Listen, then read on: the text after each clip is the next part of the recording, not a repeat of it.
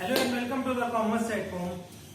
आज हमारा है लेक्चर नंबर 21 अकाउंट्स का, जिसमें हम अपना स्टार्ट करने वाले हैं चैप्टर नंबर थर्ड।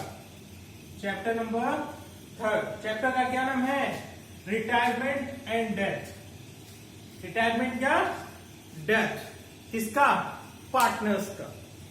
पार्टनरशिप का ये थर्ड चैप्टर है। पार्टनरशिप में 4 चैप्टर्स थे हमारे। पहला फंडामेंटल, दूसरा एडमिशन, तीसरा रिटायरमेंट या डेथ, उसके बाद चौथा है डिसॉल्यूशन। ठीक है, तो आज हम तीसरा स्टार्ट करने वाले हैं, रिटायरमेंट एंड डेथ। क्या है ये रिटायरमेंट एंड डेथ? भैया कभी पार्टनर रिटायर भी हो सकता है और कभी कोई पार्टनर मर भी सकता है। कोई पार्टनर मर भी सकता है, मतलब ये कंडीशन है। एक पार्टनरशिप मान लेते हैं, एक पार्टनरशिप में 3 पार्टनर्स थे, X, Y और Z। इन तीनों में से कोई एक छोड़कर जा रहा है, चाहे कंडीशन रिटायर हो रहा हो और चाहे वो मर जा रहा हो। बट क्या है कि भैया ये फर्म छोड़कर जा रहा है, XYZ लिमिटेड। इस फर्म को छोड़कर वो आदमी जा रहा है। कौन जा रहा है? Z। अब कंडीशन क्या हो सकती है? मे बी वो रिटायर हो रहा हो, मे बी वो मर जा रहा हो। सर हम ये पढ़ने वाले क्यों हैं? हम इसलिए पढ़ने वाले हैं बेटा, क्योंकि अभी तक हमने सीखा कि पार्टनरशिप करी कैसे जाती है फंडामेंटल्स में। ठीक है, पार्टनरशिप में एक नया पार्टनर आता कैसे है। अब हम सीखने वाले हैं कि एक पार्टनर जाता कैसे है। आने के टाइम पे पैसा लेकर आ रहा था, जाने के टाइम पे पैसा लेकर जाएगा क्या सर? बिल्कुल लेकर जाएगा बेटा, वो पैसा भी अपना लेकर जाएगा। देखते हैं पहले उससे हमें 2 बातें सीखनी पड़ेगी। ये जानने से पहले कि कौन कौन सा पैसा वो लेकर जाएगा, उससे पहले हमें 2 बातें सीखनी पड़ेगी। क्या है बेटा? हम जब एडमिशन पढ़ रहे थे, पार्टनरशिप एडमिशन पढ़ रहे थे, उस टाइम पे हमने एक रेशियो का नाम सुना था, सैक्रिफाइसिंग रेशियो।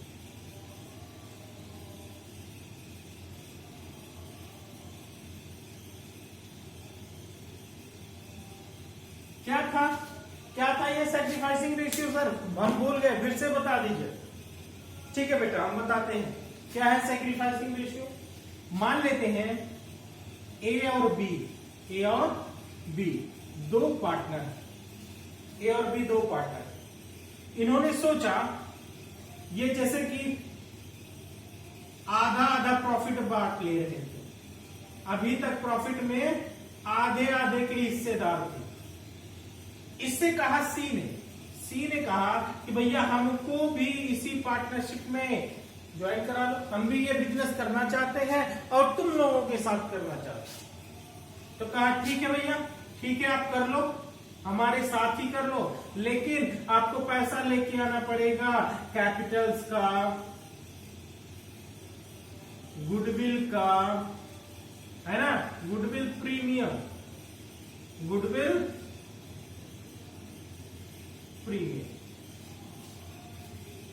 तब जाके इसको हिस्सेदार बनाया जाता था। पहले मिल रहा था दोनों को बराबर 50-50%, मतलब आधा इसको मिल रहा था, आधा इसको मिल रहा था। सी जब आ जाएगा तो सी भी कहेगा हमको भी हिस्सा दीजिए। तो ए ने कहा चलो फिर से सब लोग बराबर ही लेंगे, तीनों लोग बराबर लेंगे। तो अब बनेगा, पहले बन रहा था 2 हिस्सा, 2 में से 1 ये ले रहा था, 2 में से 1 हिस्सा ये ले रहा था। अब बनेगा 3 हिस्सा, 3 में से 1 ए लेगा, 1 बी लेगा और 1 सी लेगा। ऐसे समझिए, अगर 50% हो रहे थे, अब 3 हिस्से हो रहे हैं, तो कितना हो रहा है? 33/3। बताइए, ए नीचे आ गया ना, अपने शेयर परसेंट में नीचे आया या नहीं? कुछ उसने त्याग दिया, किसके लिए? इसने छोड़ा कुछ सी के लिए और बी ने भी छोड़ा कुछ सी के लिए। जब ये दोनों लोग अपनी प्रॉफिट में से कुछ हिस्सा छोड़कर इसको देते हैं, तो उसी रेशियो को बोलते हैं सैक्रिफाइसिंग रेशियो। क्योंकि वो त्याग कर रहे हैं, इसलिए इसका नाम दिया गया त्याग अनुपात। ठीक है, अब आते हैं सर ये तो हम पढ़ चुके हैं, ये तो आप बताए थे। हाँ बेटा, इसको बताना जरूरी था क्योंकि हमको पढ़ाना है गेनिंग रेशियो।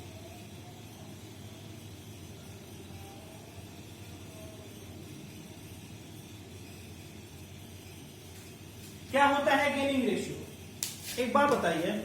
मान लीजिए इसको अगर आप कॉपी करना चाहें तो कॉपी कर लें, हम थोड़ा सा बताएंगे।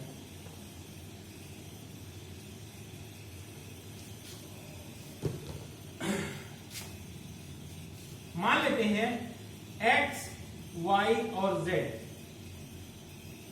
ये तीन पार्टनर थे, ये तीन पार्टनर थे और अपने हिस्से को बराबर बांटते थे 1/3, 1/3 और 1/3।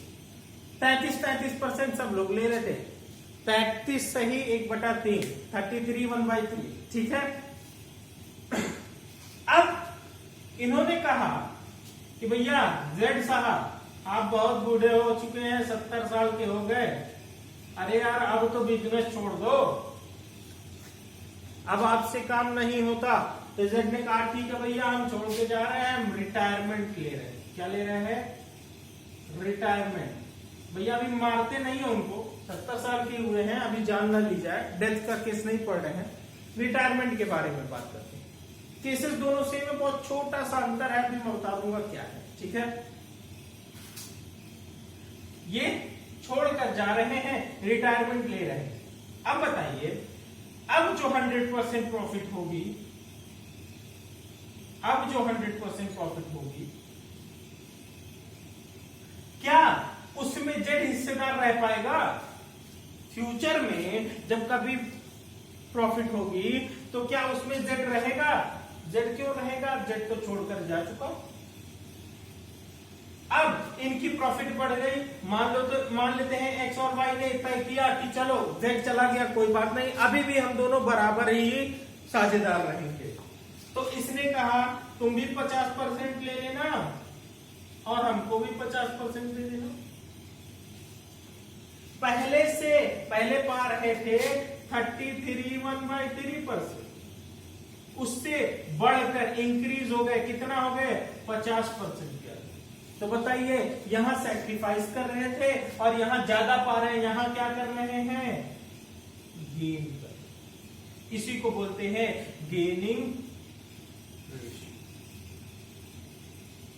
अच्छा सर, मान लेते हैं साल शुरू हो रहा था 1 अप्रैल से लेके 31 मार्च तक जाता। अगर 1 अप्रैल को रिटायरमेंट हो गया सर, तो उसको प्रॉफिट तो 31 मार्च को पिछले साल मिल चुकी होगी।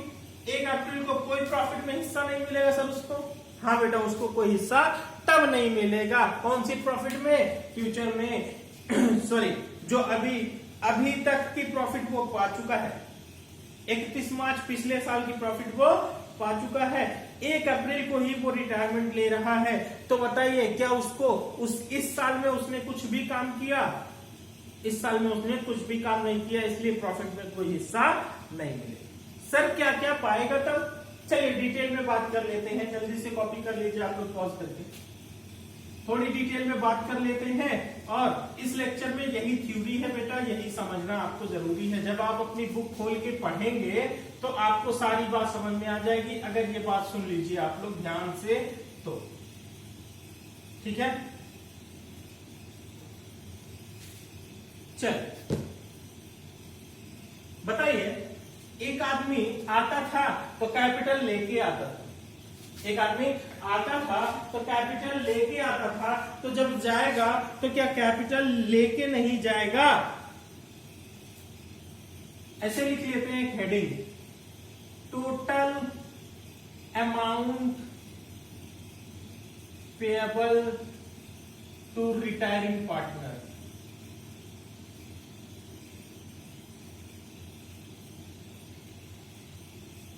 एक रिटायरमेंट जो ले रहा है पार्टनर, उसको कितना अमाउंट मैक्सिमम पे हो सकता है, कौन कौन सी चीज का? तो पहले देखते हैं। क्या वो जो कैपिटल लगाया था वो कैपिटल का पैसा लेकर जाएगा कि नहीं लेकर जाएगा? बिल्कुल लेकर जाएगा, वो अपने कैपिटल का पैसा लेकर जाएगा। दूसरी बात, अगर बिजनेस 1 अप्रैल से शुरू होता है और 31 मार्च तक जाता है, 31 मार्च तक जाता है, और उसने रिटायरमेंट ली है 30 नवंबर को, बताइए तो उसको लगभग कितने महीने की प्रॉफिट मिलनी चाहिए? अप्रैल, मई, जून, जुलाई, अगस्त, सितंबर, कितने महीने की? 6 मंथ्स की इसको प्रॉफिट मिलनी चाहिए। तो हम लिख देते हैं प्रॉफिट, या लॉस भी तो हो सकता है बिजनेस में, प्रॉफिट या loss till the date of retirement, till date of, जिस तारीख को वो रिटायर हो रहा है उस तारीख तक का प्रॉफिट उसको मिलना चाहिए। अगर नहीं निकाल पा रहे हैं तो यहां लिख लीजिए एस्टिमेटेड, हम अनुमान लगा लेंगे कि 6 महीने में लगभग इतनी प्रॉफिट होने वाली होगी। कैसे अनुमान लगाएंगे? पिछले साल प्रॉफिट देख के या 2-4 साल का एवरेज निकाल के उस हिसाब से हम उसको प्रॉफिट में हिस्सा दे देंगे। अच्छा, और क्या पाएगा sir? Undistributed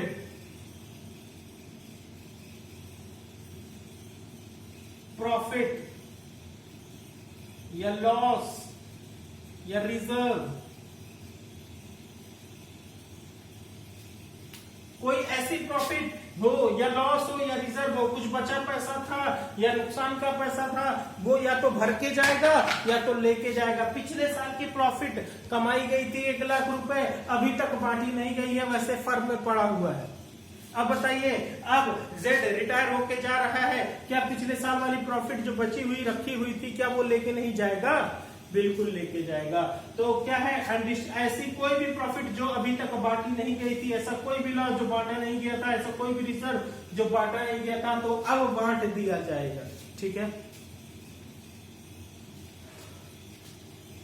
share of goodwill, share of goodwill. अच्छा, यहां पे लिख देते हैं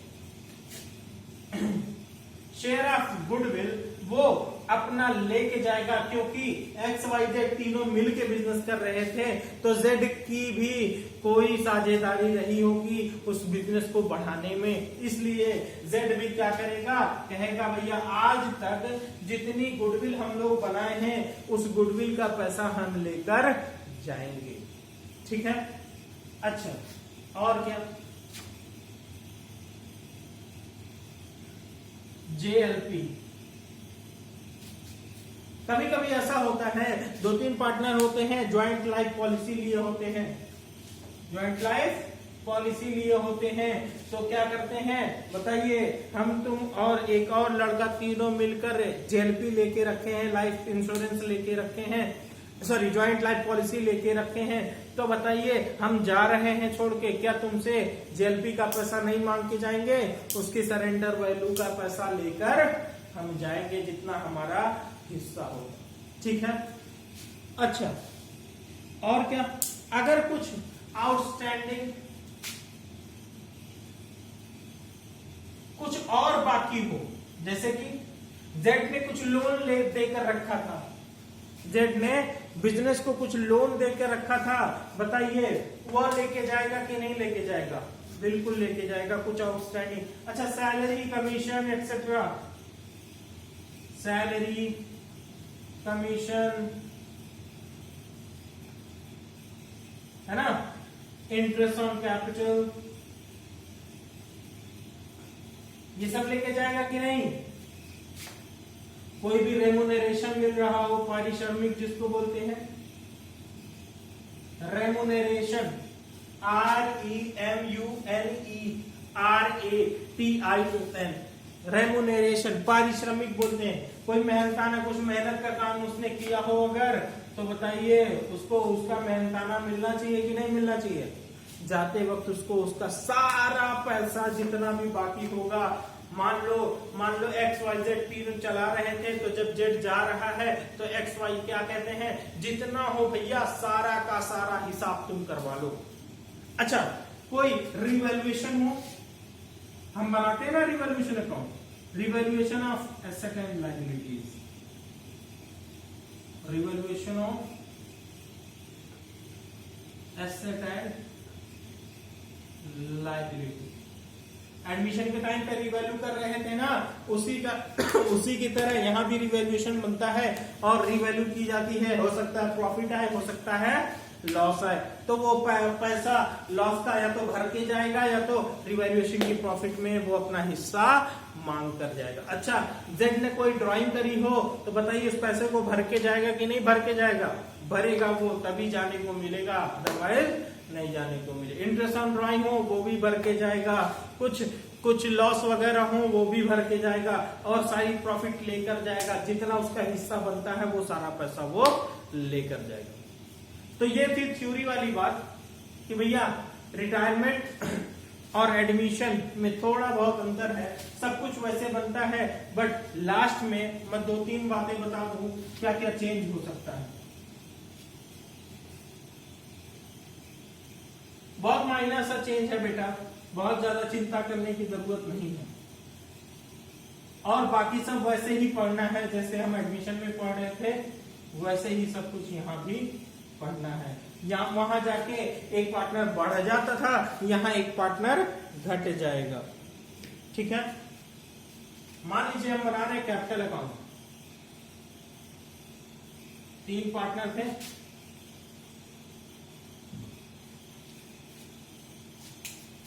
पार्टनर अकाउंट बना रहे, सारा पैसा हमने लिख दिया, इधर उधर का सब कुछ लिख दिया।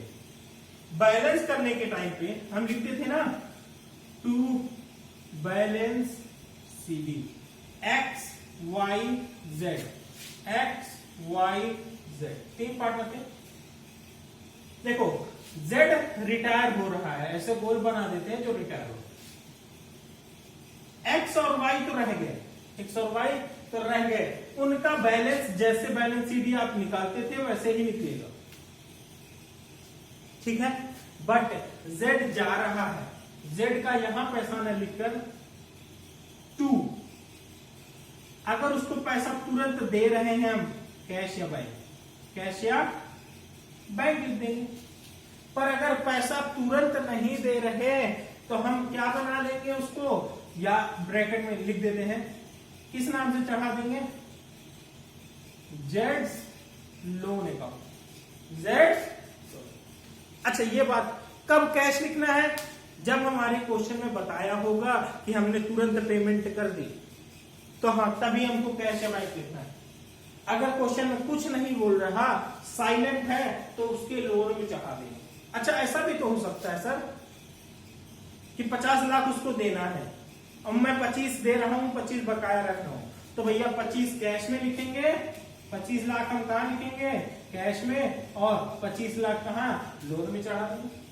तो जैसा क्वेश्चन बोलेगा वैसा करना है, लेकिन अगर क्वेश्चन साइलेंट है, क्वेश्चन कुछ नहीं बोल रहा, तो क्या लिखना है हमको, लोन अकाउंट लिखना है, ना कि कैश या बैंक। कोई दिक्कत नहीं। अच्छा, ये तो हो गई बेटा रिटायरमेंट की बात, और हो सकता है डेथ का केस हो, आदमी मर रहा हो, मरने के टाइम पे अब तो आएगा नहीं, अब तो वो आएगा नहीं, वो तो मर गया। मरने के टाइम पे हम उसका लीगल रिप्रेजेंटेटिव, जो होता है लीगल रिप्रेजेंटेटिव, उसके नाम से चढ़ा देंगे। अच्छा, उसको यहां पे बोला जाता है, उसको अकाउंटिंग में बोला जाता है, यहां पार्टनरशिप में एग्जीक्यूटर, क्या बोलते हैं, एग्जीक्यूटर्स लोन अकाउंट। हम किस नाम से लिखेंगे, कब, कौन से केस में, डेथ के केस में। अगर ये केस मर रहा होता जेड, तो हम क्या लिखते हैं, उसका पैसा, यहां तो कुछ नहीं आता, पर यहाँ उसका पैसा लिखा जाता है जेड वाले कॉलम में कि भैया हम उसके लड़के को, बेटे को, जिसको वो नॉमिनी बनाया होगा, हम उसको पैसा उसके नाम से चढ़ा दे रहे हैं। जब वो आएगा तो हम उसको पैसा देंगे। ठीक है, ये था हमारा लेक्चर नंबर 21, जिसमें हमने पढ़ा थोड़ी बेसिक बातें, किससे, रिटायरमेंट और डेथ के से रिलेटेड। और इसके कल हम एक क्वेश्चन करेंगे। क्वेश्चन में हम देखेंगे कि थोड़ा सा एडमिशन से कितना वो चेंज हो रहा है। इसमें नई बात क्या आई, जेएलपी की एक नई बात आ गई, नहीं तो सर लगभग सब कुछ वैसे है। ठीक है, बस गेनिंग रेशियो आ गया, सैक्रिफाइसिंग के बजाय गेनिंग आ गया, है ना। पहले रिमेनिंग पार्टनर भरते थे, सैक्रिफाइस करते थे तो गुडविल का पैसा पाते थे। अब यहाँ गेन कर रहे हैं तो गुडविल का पैसा देंगे, है ना। जो जा रहा है वो पाएगा और जो बचेंगे वो भरेंगे, है ना। चलिए तो देखते हैं, अगर आपको मेरी वीडियोस पसंद आती हैं तो आप उसको लाइक, शेयर और सब्सक्राइब करिए, दूसरों को शेयर करिए ज्यादा से ज्यादा लोगों को, ताकि वो भी आपकी तरह पढ़ाई कर सके। Good luck.